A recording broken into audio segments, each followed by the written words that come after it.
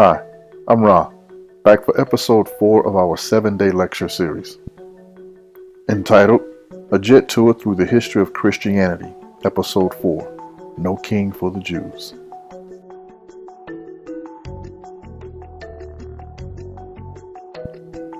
Our timeline progresses us to the year just before the Christian era in 1000 BCE. Under the leadership of Kings David and King Solomon, the Jews become an independent power.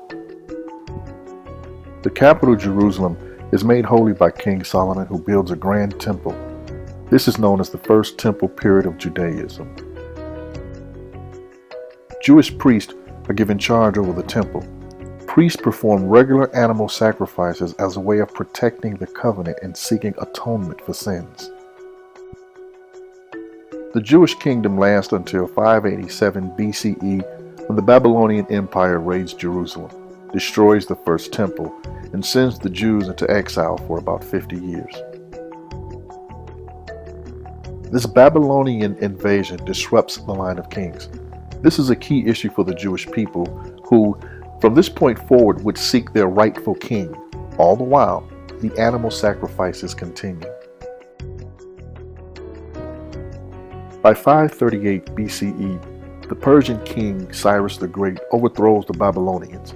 The Persians allow the Jews to return to Palestine and practice their religion freely, but for the next 2 centuries, the Jews have no king.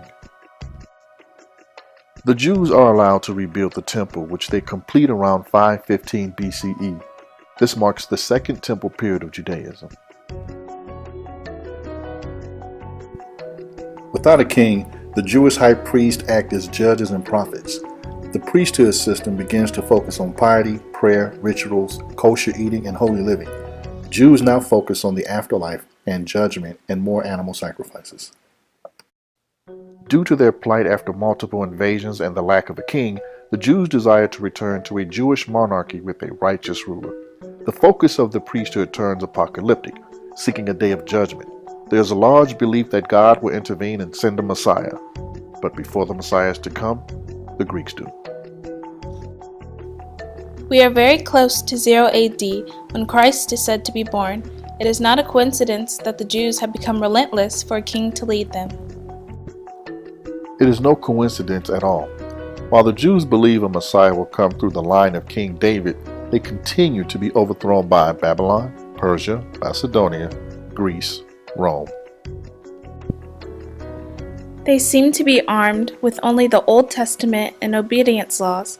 They are, in a way, held captive by scriptures that say God will intervene. Well, as we close this episode, we must make 2 points. First, in this era, men seeing visions from God were common. Second, the Old Testament books were written during these wars by various men and women. Ultimately, in 325 AD, a few bishops will have a thing or two to say about this.